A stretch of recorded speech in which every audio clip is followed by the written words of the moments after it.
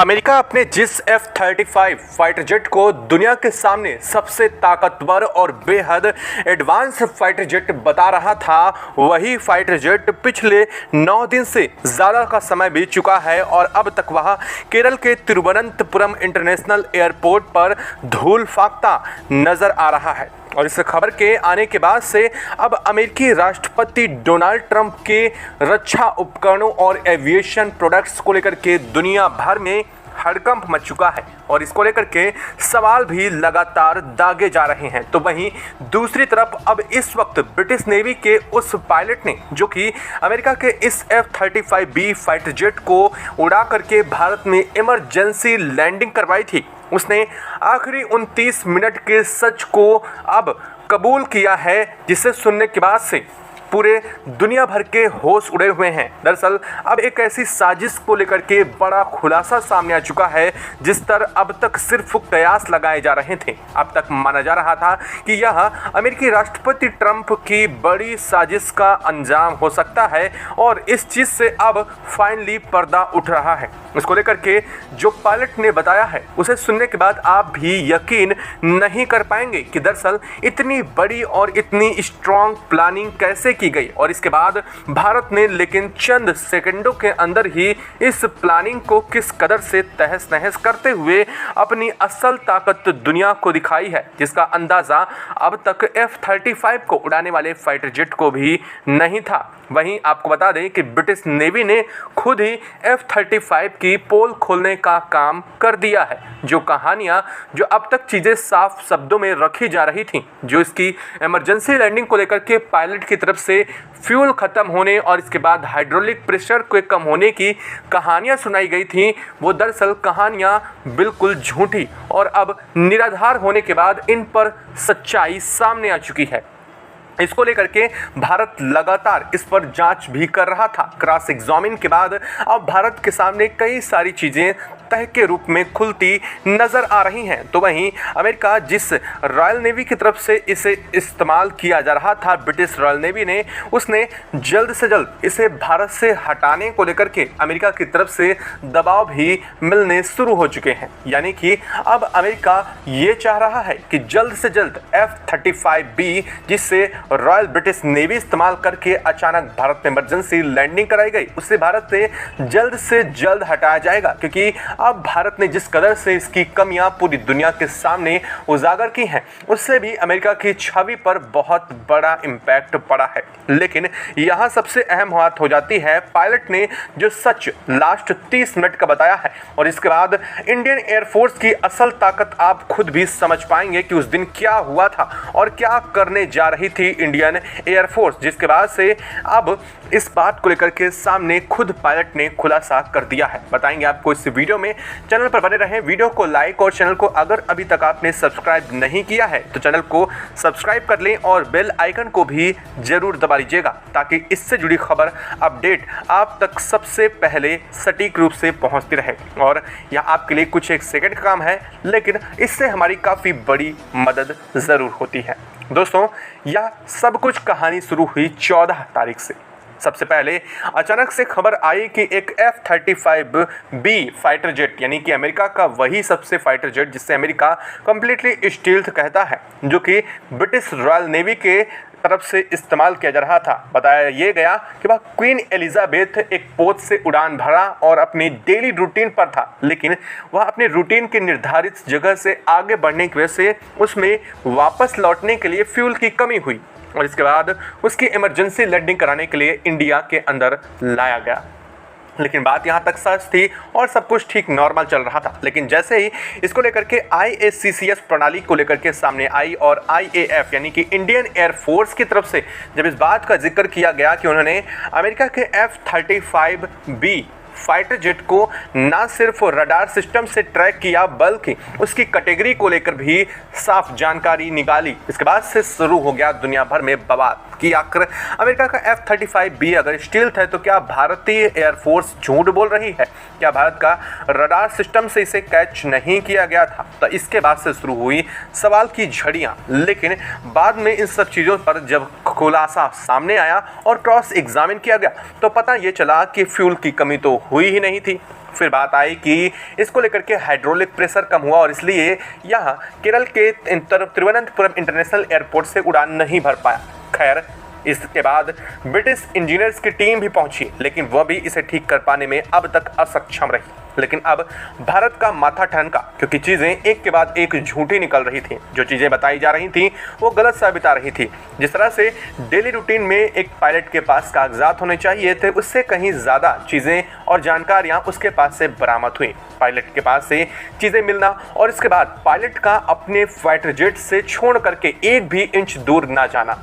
हालांकि इसको लेकर के भारत ने कहा कि वह अपने एडवांस हैंगर को उसे देगा, जहां पर उसके F-35B को पार्क किया जा सकता है और वहां पर उसके रहने की व्यवस्था कर दी जाएगी। लेकिन उसको लेकर से साफ इनकार किया पायलट ने, और पायलट उस फाइटर जेट को चंद सेकंड के लिए भी छोड़ना नहीं चाह रहा था। शक की सुई इसी से आगे बढ़नी शुरू हुई और इसके बाद पायलट ने जो खुलासा किया उसे सुनने के बाद सबके होश उड़ जाएंगे। दरअसल पायलट ने उस रात के अंतिम समय की 30 मिनट की कहानी बताई।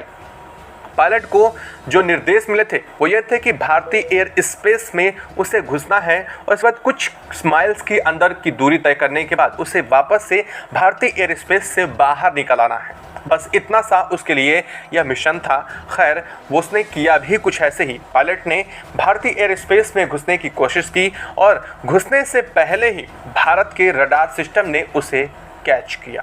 ये एक बहुत अनएक्सपेक्टेड था पायलट के लिए, क्योंकि पायलट को लग रहा था कि भारत का रडार सिस्टम जहां से स्टार्ट होगा, यानी कि भारत का एयर स्पेस जहां से स्टार्ट होगा वहां से रडार सिस्टम काम करना शुरू कर देगा और जहां तक अमेरिका का F-35B अगर स्टील्थ है तो इसे कैच नहीं कर पाएंगे। और पायलट को भी यही लगा था कि उसे ट्रेस कर पाना लगभग नामुमकिन होगा, लेकिन ऐसा नहीं हो सका। भारतीय एयर स्पेस में घुसने से पहले ही भारत के रडार सिस्टम की तरफ से उसे ट्रेस किया गया, जब वह एयर स्पेस से लगभग 1200 किलोमीटर की दूरी पर था। खैर, यहाँ पर बात चीज़ें जैसे सामने आई, रॉयल ब्रिटिश नेवी की तरफ से यह बात उसको पहले से जो दिए गए निर्देश थे वो वैसे ही काम कर रहा था। लेकिन इधर IACCS प्रणाली, इंडिया के सबसे एडवांस रडार सिस्टम प्रणाली से उसे ट्रैक किया गया और उसके बाद तुरंत जो फाइटर जेट का पायलट था उसे कोऑर्डिनेट्स किए गए और उससे बातचीत की गई कि आखिर अचानक से आप भारतीय सीमा में कैसे घुस रहे हैं, यानी कि भारत के एयर स्पेस में कैसे घुसने की कोशिश कर रहे हैं। दरअसल किसी भी देश में जब उसके रडार सिस्टम के अंदर कोई चीज़ आती है तो उसके प्रोटोकॉल्स होते हैं। जब तक पहली बात, अगर कोई फाइटर जेट किसी इमरजेंसी लैंडिंग के लिए होता है तो प्री जानकारी नहीं होती है। खैर, इन सब चीज़ों में माना यह जाता है कि अगर पहले से कोई शेड्यूल्ड है तो इसकी जानकारी पहले से एयर सिस्टम को दे दी जाती है, ट्रैफिक कंट्रोल्स को दे दी जाती है कि यहाँ पर कोई एक फाइटर जेट आने वाला है जो कि हमारा मित्र का है या फिर किसी ऐसे देश का है जिससे हमारे संबंध बेहतर है। लेकिन वहीं पर जब इस बात की कोई जानकारी नहीं होती है तो ऐसे में IACCS प्रणाली उससे तुरंत कोऑर्डिनेट्स करता है, स्टेब्लिश करता है, उससे वार्निंग करता है कि आप इंडियन एयर स्पेस या फिर किसी उस देश के एयर स्पेस में घुसने की कोशिश कर रहे हैं। और इसी चीज़ को लेकर के उस पायलट को जानकारी दी गई। खैर, पायलट ने पहले 2 बार तक जवाब नहीं दिया, लेकिन जैसे ही पायलट को समझ आया कि अब इस पर भारतीय एयर डिफेंस सिस्टम कोई बड़ा एक्शन ले सकता है और अगर वह कुछ और सेकंड, यानी कि कहा जा रहा है अगर 40 सेकंड तक, पायलट ने खुद बताया कि अगर वह 40 सेकंड तक इस बात का जवाब नहीं देता तो एयर डिफेंस सिस्टम से उसे शॉट डाउन किया जा सकता था।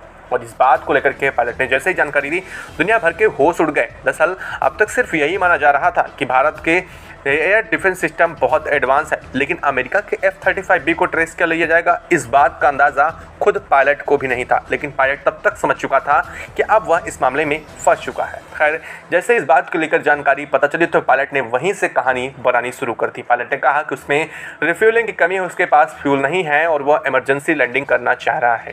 खैर, इसके बाद IACCS की प्रणाली की तरफ से तिरुवनंतपुरम इंटरनेशनल एयरपोर्ट का रास्ता उसे दिखाया गया और वहां पर उसकी इमरजेंसी लैंडिंग कराने को लेकर के परमिशन ग्रांटेड की गई और वहां पर ऐसा ही हुआ। खैर, चंद घंटों के अंदर ही उसकी रिफ्यूलिंग कर दी गई, लेकिन इसके बावजूद पायलट फाइटर जेट उड़ाने में नाकामयाब रहा।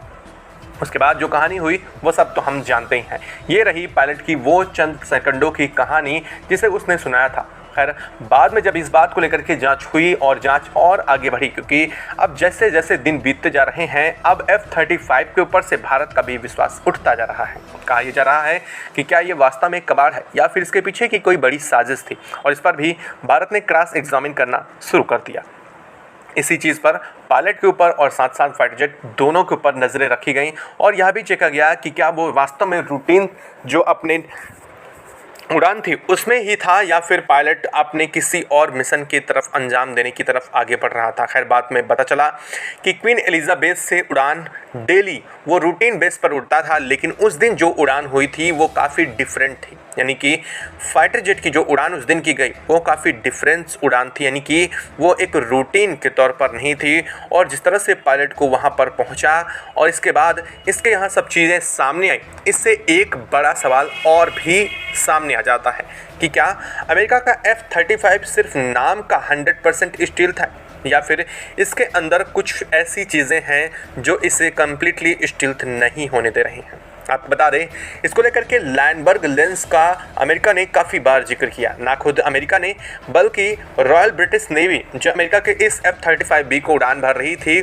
उसने भी इसका जिक्र किया और कहा कि लैंडबर्ग लेंस होने की वजह से भारत ने इसे डिटेक्ट किया है।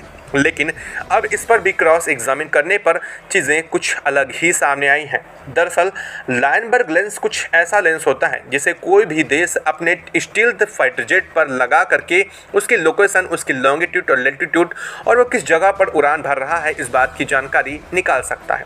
और सबसे बड़ी बात, लायनबर्ग लेंस से जब किसी रडार सिस्टम से इसे ट्रेस किया जाता है तो वह उस शिप या फिर जो फाइटर जेट है या फिर कोई प्लेन है तो उसके आकार को आवर्धित यानी कि बड़ा करके दिखाता है सीधे तौर पर।